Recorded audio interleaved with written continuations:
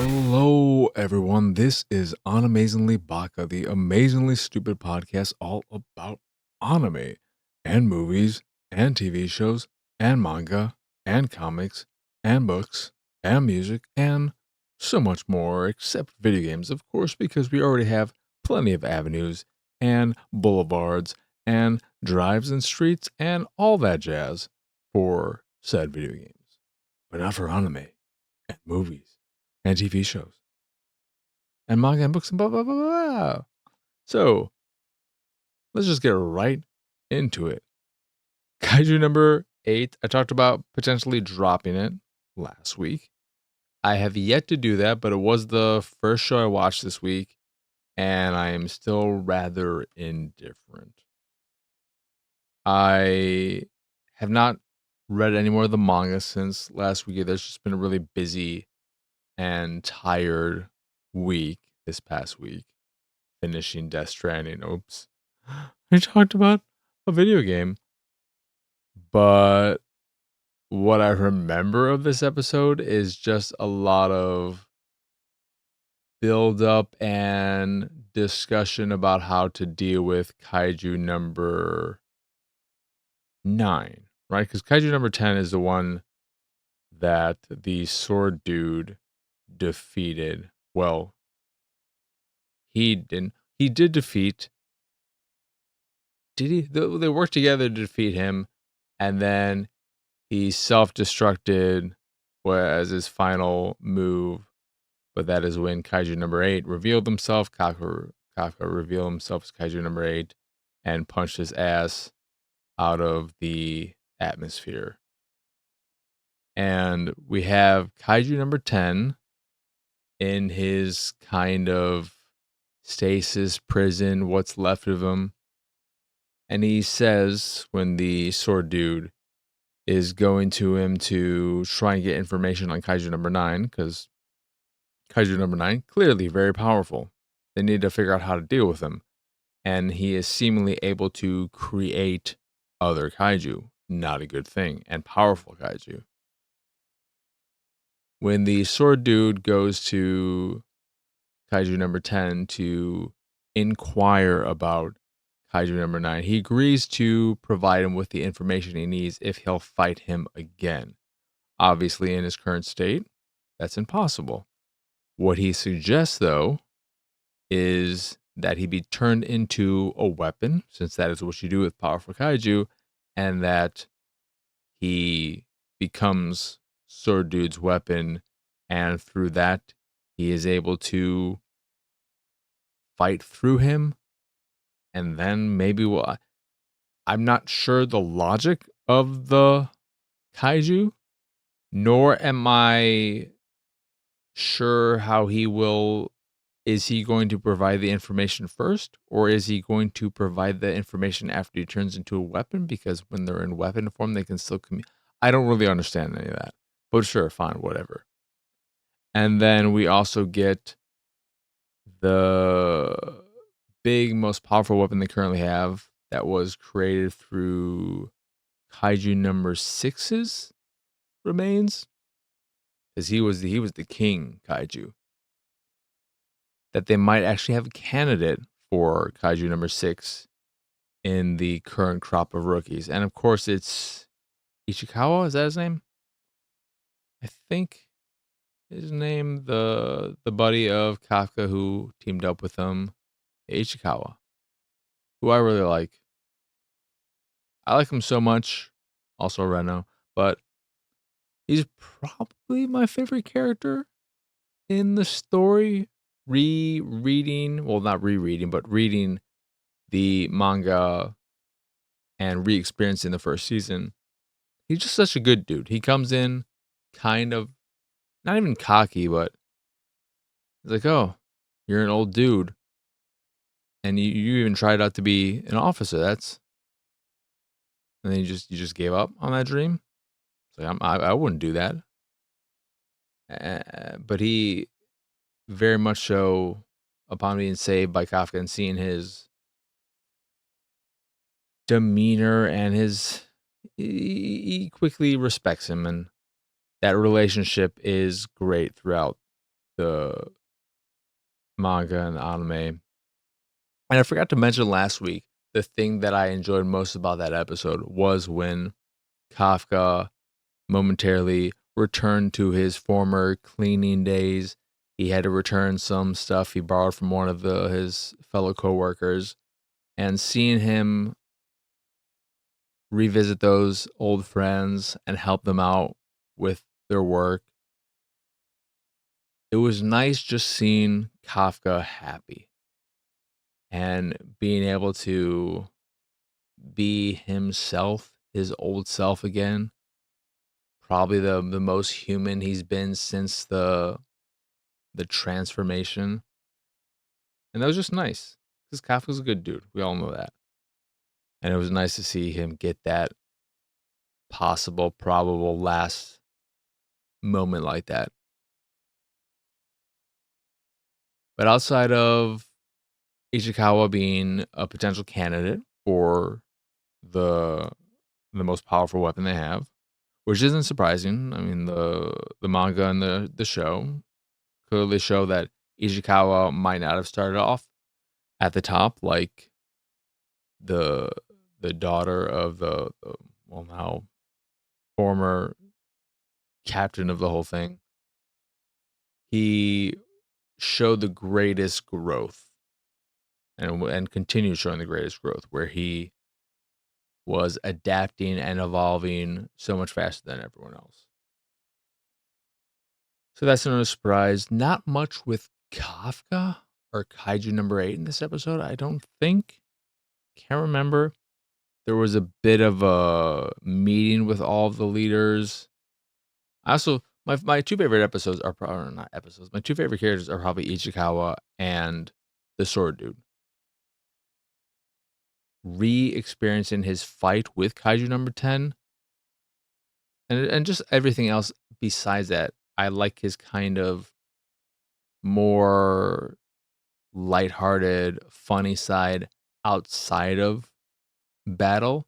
But then when he gets serious with Kaiju number 10 and his drive, wanting to be strong, and having all of this doubt that he places upon himself, but also that he's received from so many people because he is only a close quarters combat type of person. He can't fight or use big guns to take on the large kaiju. I like that about him. And I'm this episode was solid for me because it focused on the two characters I care about most. And with what is her name? The main lady that Mina, who Kafka wants to be by her side and all that. I like that aspect of it. The childhood relationship between her and Kafka. But as an officer, she's so fucking boring. And I don't understand what makes her special and how she has such a strong connection with the suit and all that. With the sword dude, it's clear he has these physical abilities and these sword fighting abilities and all that. She can just hold a giant fucking gun and fire.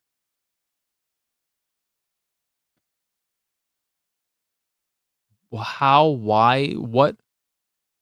Can't anyone do that? Can't the sword guy just hold the gun, aim its fucking giant gun? It shoots a giant projectile. Hard to miss with that too. I just she just is there more to the marksman aspect of it, of the accuracy and that? I just don't as an officer, as a cool, powerful person, she's fucking boring as hell to me. But I like the dynamic of her and Kafka. I like when he might do something, like when she walks away and she's got a little smirk on her, breaking over her character, her more stoic character. I like that kind of stuff. But in terms of being a badass, she wouldn't crack my top 100 list of most badass anime characters. Yeah, that's Kafka number 8. I say I'm not going to talk that much about it, and then I do. I don't know.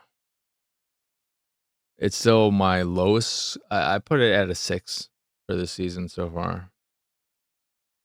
But forgot to talk about Witch Watch last week and this week. Solid episode, but I think I prefer it more when it is following some kind of story and we're getting a bit of a grander following of what's going on. But the threat isn't over, is it? For her, Uh, the fight with the werewolf and his was it a warlock or a witch? Whatever, that whole thing, that potential threat to her is gone. But was that the big threat? Is it really just nothing after that? Because we're now back to the whole 3 short structure where it's just 3 different joke-like things and little shticks, little whatnots, skits.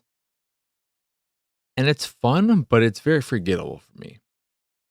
With this episode, what do we have?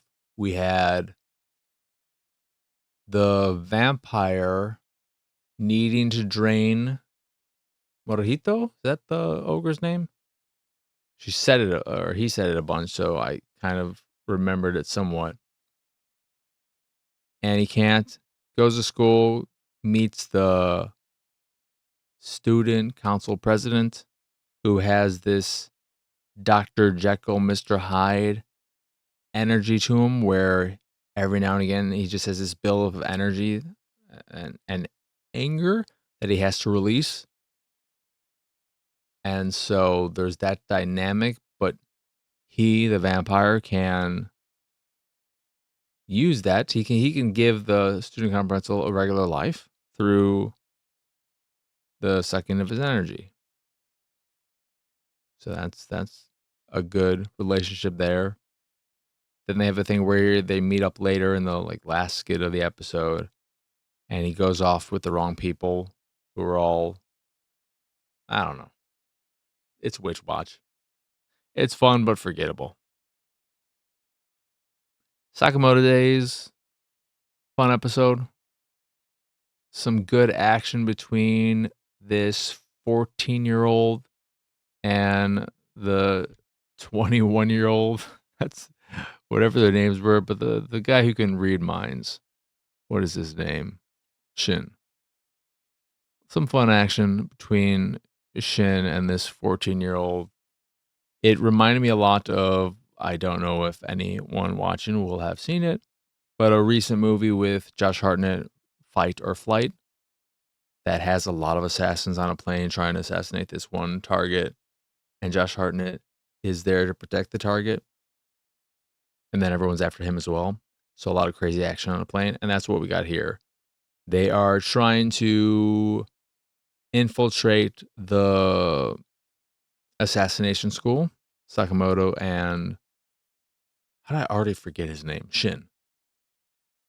And part of the first aspect of what would you call it? Not the initiation. I guess the first round of tests is for the people on the flight to get one of the bullets from one of the instructors there who are all hidden. You don't know who an instructor is, but you get one of those and then that'll advance you to the next round. So everything goes crazy. Everyone starts firing. Weapons fall from the ceiling, and it's a big crapshoot. What kind of weapon you get? You might get an assault rifle. You might get some knives, some swords, or you might get a ballpoint pen like Sakamoto or this other dude, this little bastard piece of shit dude. He got uh, what do you call? He didn't get a frying pan. He got a spatula. Is that what they're called? What you do to flip pancakes and all that? Is that a spatula? Or is a spatula the thing you use to whatever? He got a really shitty kitchen utensil. But then one of the instructors beats him with it, and it's like, all right, it's not the weapon, it's how you use it. But I had fun with this episode. I again like the battle between Shin and this 14-year-old who is a bit of a germaphobe, but he also got a bit of a cold from one of his friends, I think he said. There's some good animation in it. And just some traditional Sakamoto stuff. Dr. Stone, fine. It was all about them getting all their synthetic diamonds, and then Mr. Stone himself, whatever his name is, the main character. It's like, yeah, we can't use these for the Medusas. But what we can use them for is create sandpaper, and then we'll go digging for diamonds because one of the people we've brought back, they know where they are, where they're at. So we'll find them, and then we'll use this to sand them down to make real diamonds the perfect shape for the Medusas. But then they make them too perfect. The one dude, the old dude. So they have to figure that out. And I think they may have ended the episode with them potentially finding the solution. I don't know. It's all, I guess the whole point of getting these Medusas and wanting them to work is to have a strong defensive ability specifically against this group. Because otherwise, unless they're also going to try and reverse engineer the Medusas to figure out a better way or I'm assuming this is what you can use them as a weapon, sure, but maybe the actual end game goal is to find a way of reverse engineering the Medusas so that you can use them to, instead of stonifying, turning everyone into stone, you can undo it so that you'll throw a reverse engineered Medusa out there and you say 3 seconds, 1,000,000 meters, however many meters you have to do to undo the entire Earth. And that is much easier than creating all this liquid solution and having to pour it on people's remains. So I'm assuming that is the end goal, but I'm not sure. But solid episode. Good time. The summer Hikaru died, I've talked about how I feel like it's probably a more binge-worthy show than week to week. But I maybe want to change that tune a little bit and say that I I think binging it would be good, but part of me thinks it's less so that it's better to be binged than watched week to week, but more so that this is the kind of show that you enjoy watching it that first time, and then you really get more out of it upon a rewatch. Because watching now, I'm just thinking to myself, man, I really want to rewatch this when it's all out. Give it a little bit of space, but I would like to revisit this. Solid episode.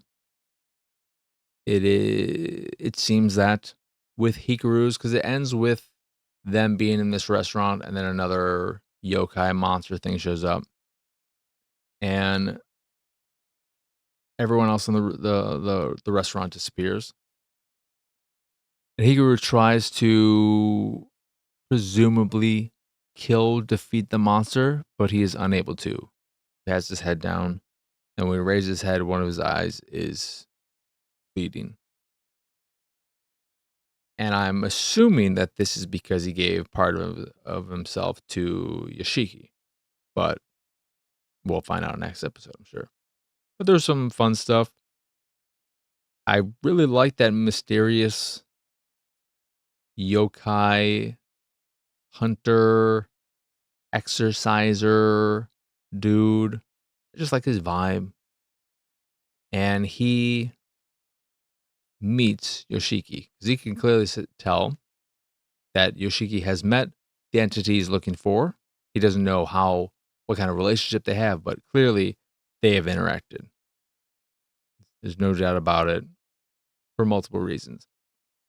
But my favorite thing about this episode was when Yoshiki and that dude's hamster just eyed each other and just going back and forth and back and forth. And then it cuts to this kind of, oh, they're having the most wonderful time.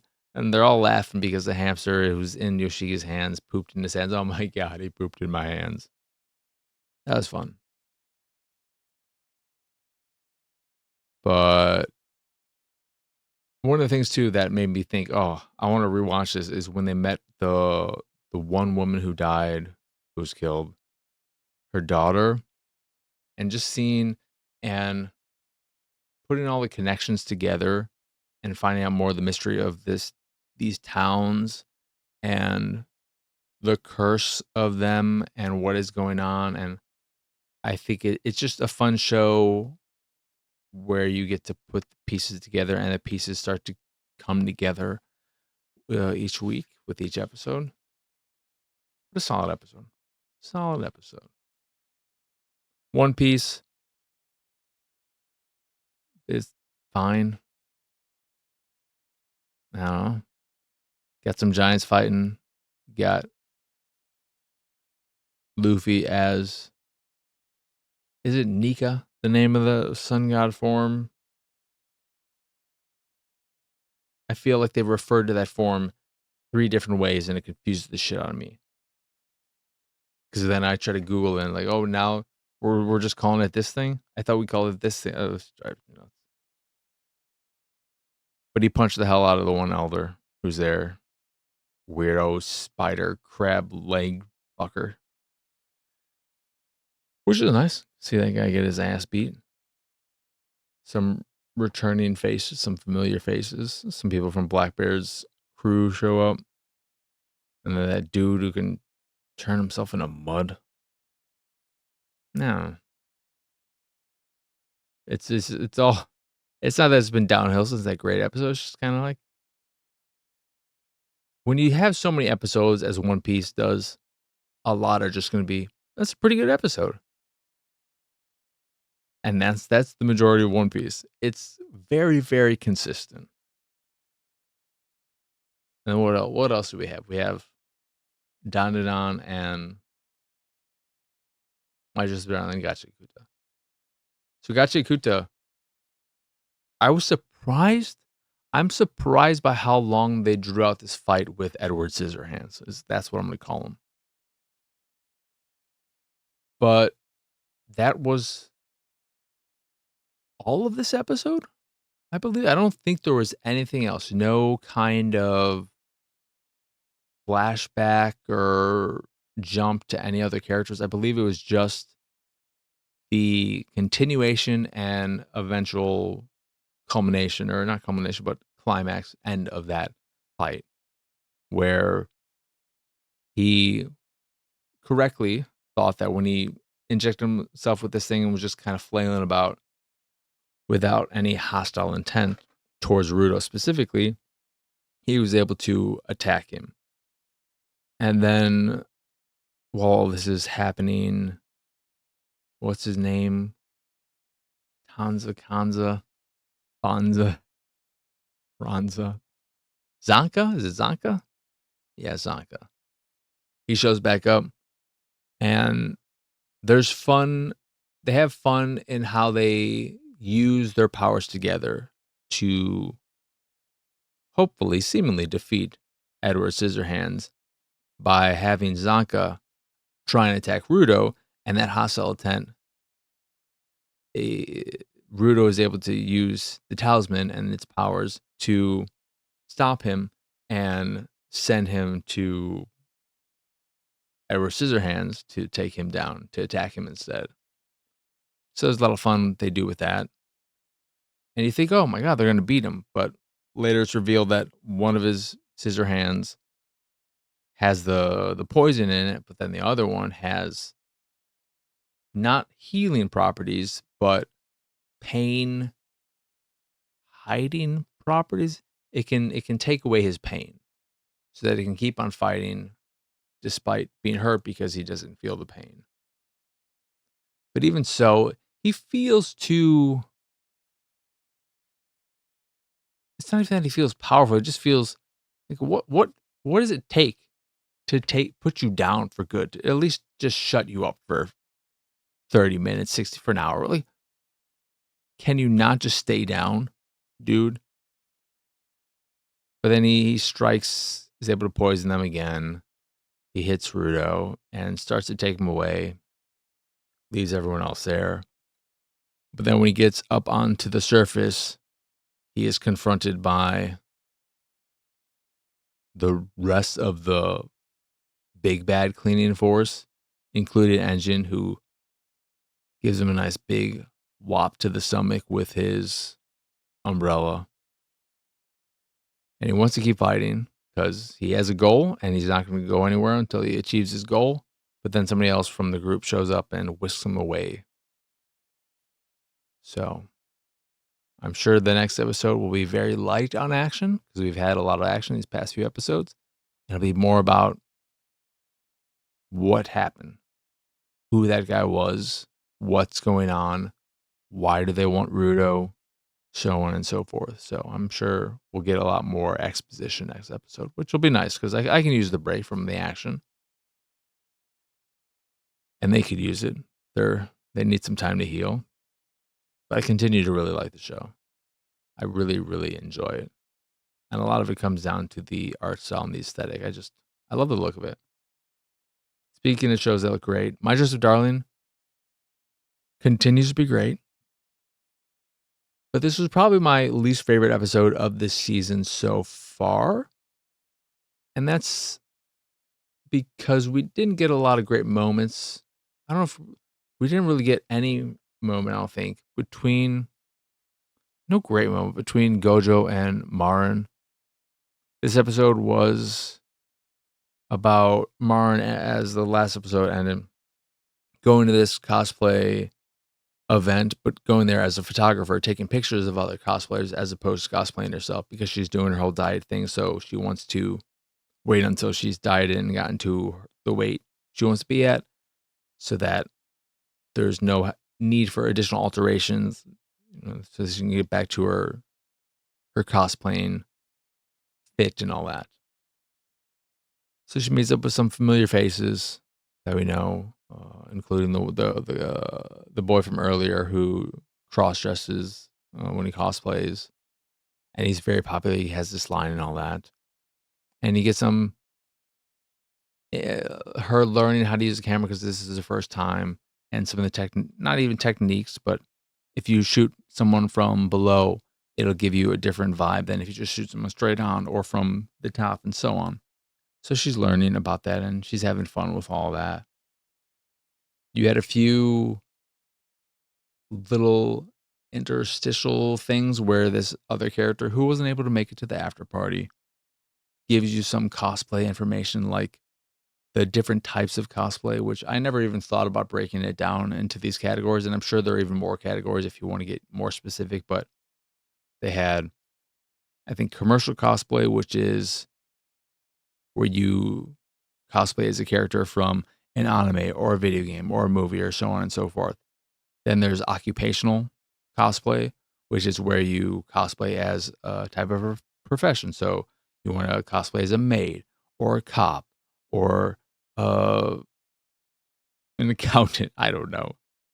And then there is original cosplay, which is where you create the look, the character, so on yourself. And that is what the prop maker Gojo does. I don't know if that's what they primarily do, but the picture that he saw that he was impressed by, that is what she did. And there's also a fun little thing when they first meet up where she thought he was going to be a girl and he thought she was going to be a guy. And they were wrong in the case. But there's a nice sweet moment where, and this is the kind of thing that I continue to love about the show, just the overall positivity where he talks about how he's really impressed with her cosplay, and she's like, "Nah, it's not that impressive, okay?"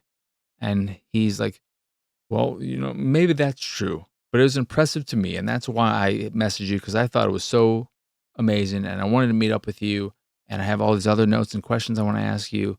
So thank you for all that, and just that very Gojo is such an endearing character, and that level of appreciation he has, and all, it's just, he's a great character, and that vibe of the show I love. I looked at some scans of the manga, and I feel like maybe I because I remember the first season starting off with more fan service, and I wonder if it's as egregious as it, because the fan service thing, I'm like, it's very, very contextual, but some of the stuff in the manga, I'm like, I think in the first issue, the first volume chapter, there was like a fucking just straight up camel toe. I don't know. I don't know. But whatever. It doesn't matter. But they meet up, and then the Marin comes over and sees them, and there's a change in vibe to the prop maker when she sees Marin. I don't know if that's already established and I should know that or not, but there's clearly some kind of past relationship, some kind of history there. And you see her starting to bubble up as the episode ends, because they're all going, they have this after party just at a little restaurant, getting food and all that jazz with Marin, the boy cosplayer, her friend, Marin's friend, Gojo, and the prop maker. And they're talking about how they want to do this group cosplay for this not the show, this video game about these group of nuns who keep dying one by one, and the point of it is to figure out who did it. And they need 6 people to do it. They only have 2 because other people have dropped out. And so Marin comes on board. The boy says, "Oh yeah, I'll do it too." She calls up that one younger cosplayer to get her on board. That means they'll need one last one. And as this is happening, she's bubbling up. You don't see the conflict or the explosion or anything. That'll be next episode. But it's a solid episode. My one thing was, when they were thinking about people to join the group so that they'd have enough people, I was thinking to myself, is this finally time? Is this Gojo's moment to shine? Is she finally going to get him to cosplay? And of course, it didn't happen. Not because he couldn't do it, but I'm sure part of it too would be he is so much taller than everyone else. And I'm assuming that all these nuns are probably relatively around the same height. So it wouldn't really work. But then it got me to thinking, there's going to have to be a point where he cosplays, right? It just has to be. And Marin's going to die when that happens. But I was thinking to myself, what would be nice is if her cosplay friends, down the line at some point, as a surprise, they all work together to dress Gojo in whatever her favorite character is. I don't know if we already know who her favorite character is, because she loves so much. And she's glowing about everything. She just is such a huge fan of so many things that I don't know if we've gotten a clear, this is the favorite. I can't remember. But if they ployed behind her back to surprise her with Gojo cosplaying as her favorite character, the double whammy of him cosplaying, period, and then cosplaying as her favorite character, she would die. Or she would jump him right there and have all his babies right then and there. A solid episode. And then Dandadan,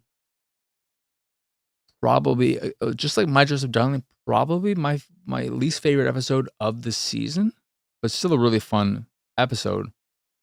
What I didn't love about it is that it picks up right where the last episode ended off, with them at the school in the music room, and they fight these old I don't think they're the actual spirits of the musicians, but just kind of they're the buildup of the fear the students have from having all these pictures of these very famous musicians in the music room. So been that has created this negative energy, I guess, that forms if you're in the music room at 2 a.m. and hit a note on the piano. They'll come there and then they'll seemingly kill you if you're not powerful like Aira and Okurun with these transformations and all that jazz. But that whole battle, it lasts for like 15 minutes of the episode. It is the vast majority of the episode. So it goes on a bit longer than I would have liked because it's not as exciting and as fun as a battle as all the stuff with Evil Eye at the start of the season, or even some of the stuff last year. It was one of the, I don't want to say it's a dull fight. It's just, if we're creating a tier of Don fights up until this point, it would be near the bottom for me. But still all right. When they finally finish the fight, there's a little fun moment where Turbo Granny is telling them about what they fought, and the fight ends with Okurun understanding the whole rhythm thing and attacking all 5 of them at once to the rhythm, because that's the only way to defeat them all. But she talks about how, they come about if you hit another piano at 2 a.m. So you can come back here anytime you want and fight them again. And they're like, yeah, we're good. We're good. But as she's coming down off the piano, she's stepping off of it and accidentally hits one of the notes with her feet, and clearly brings them back. And you just get a big, from the exterior of the school. You don't have to experience the whole fight again because that'd be fucking a nightmare. But when we go back to the home, we see the dude with the forehead and the eyebrows and all that jazz talking about how they're gonna do this exorcism. He's already called the band and sent them to bring back. He's gonna do the prayer because they need to exorcise Evil Eye. They clearly cannot contain him. It's too dangerous to leave it as is. And Seiko, the grandma, is just she's just kind of complacent in the whole thing and letting it go by. She's not saying anything. She's not trying to stop him. She's just kind of like, oh, I don't like this, but I don't know what else to do at this point. So we have to let him do this because what other alternative is there? I don't like it, but what are you going to do? And Momo was obviously very vocal in being against this idea. And also the one dude just doing everything on his own, not even really asking or anything like that. He's already called the band and so on and so forth. Gigi clearly does not want to do this, but it's not like he doesn't feel like he has much of a choice. And he's still not, he's still upset about what happened with Momo as well. And when Okurun and Aira and Turbo Granny return home, you see a different side of Okurun than you've seen. He's usually, more skittishy, and I mean, he is shy, but more, there's not a degree, a lot of confidence in him. And I wouldn't say that's what changed it. He confronts Gigi, calls him out, and you see this anger in him. And it's not geared towards Gigi, it's geared towards Evil Eye, of course, but also towards himself. And you see this drive in him that you don't really see. It's what made him want to learn how to punch better and get stronger. Because seeing Evil Eye assault Momo and being unable to do anything about it angered him. It angered him in the sense that Evil Eye did this, and angered him that he couldn't do anything. So he's angry at both Evil Eye and himself. And so he calls out Gigi. And he has Ira with some cool or room temperature. Oh, I don't. It's water that's not hot though. Prepared to throw water on him to show that he has gotten stronger and can help keep Evil Eye at bay. Because in addition to wanting to protect Momo, and he'd want to protect everyone, but in addition to wanting to protect her, he wants to protect Gigi's desire to not complete, but not break the promise he made with Evil Eye. And he sees the struggle he's going through and how much he wants to, he doesn't want to go through the exorcism. And he knows the difficulty there. And he doesn't want to just give up and exercise it and let that be it. He wants to be powerful enough to protect Momo and to give Gigi the opportunity, the ability to continue this relation, whatever you want to call it, with Evil Eye, which is a very commendable thing. It's part of what makes him such a strong, likable character that you want to root for. And the episode ends with him getting splashed with water and Okarun in his transformed Turbo Granny form charge up, and he charges at him super fast. And it ends with them hitting each other. I think it's fist to foot. You see the screen splits with their two color palettes. So half of the screen is Evil Eye's purple, and then half of the screen is Turbo Granny's kind of coral red. And that's where it ends. So a lot of the episode was dragged out in the whole musician fight at the beginning. But when we got back home and you had Okarun give his little speech, and then the conflict, the hit at the end, it ends very strongly. It got me very, very hyped for next episode. I can't wait for next week. Of all the episodes this week, it was the one that got me the most hyped for next week. It is the episode I most want to watch. I am curious to see the explosion that's probably going to happen too in My Dress Up Darling. But more than anything, I want to see what happens next week on Dawn to Dawn. Yeah. Another solid week of shows. Really strong season. Continues to be. I need to, because we're getting about, what? 2/3 of the way, I think, into this season. I need to not refigure out.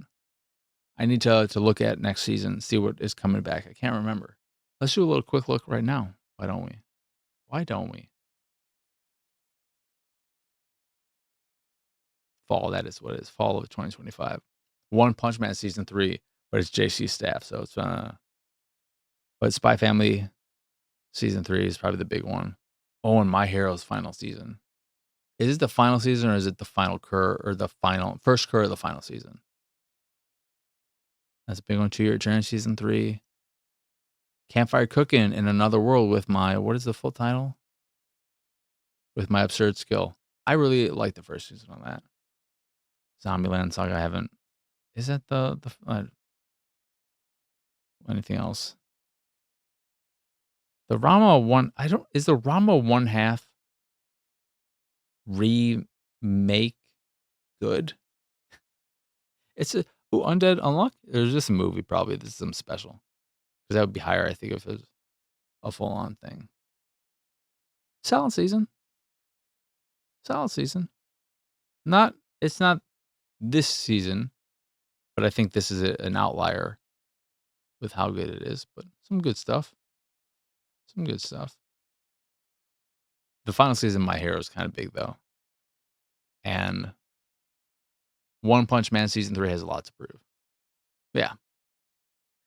Anywho, that is going to do it for this here episode of Animezingly Baka. Once again, I am Marcus, and as y'all can find me pretty much everywhere at PX Sausage. If you enjoy this here show or any of the stuff I do and what have you, you can support me and my nonsense over at patreon.com/PXS. There you can get a randomly released show called The Sausage Up. I need to, because I used to just, the Q&A was easy to get through, but the Q&A seemed to have died on its own. So it's like, we're going to get rid of that, and I'm just going to do this whole Sausage Up thing. So that is just the name of random posts on there where I do things like tier lists or me crafting my top 100 games of all time list. I should do one for anime as well. Figure out doing it. I'd probably just do like maybe just the top 10 for now. Because I'm not even sure what it would be, other than my number one is The Great Passage, which says a lot about me. You could probably say, one, you probably don't know what The Great Passage is. And if you do, you're like, really? That's your all-time favorite anime? The anime about making a dictionary is your favorite anime of all time. Yes, I've talked about it. I talked about it on the first time this show was a thing. Maybe another time. Rewatch it and talk about it. I love it. I love that kind of stuff though. But yeah. You also get access to a private Discord channel along with some fancy Discord roles, or you can just support me if that is your fancy. That is again, though, patreon.com/PXS. In addition to the Patreon, you can find links to the site, the YouTube, the Discord, and so much more over at pxsausage.com. That is the letter P, the letter X, sausage.com. But that is it. That is all. As always, thank you for watching or listening. I hope you enjoy this here episode, and I hope you have a wonderful, wonderful rest of your day. But for now, adios, arrivederci.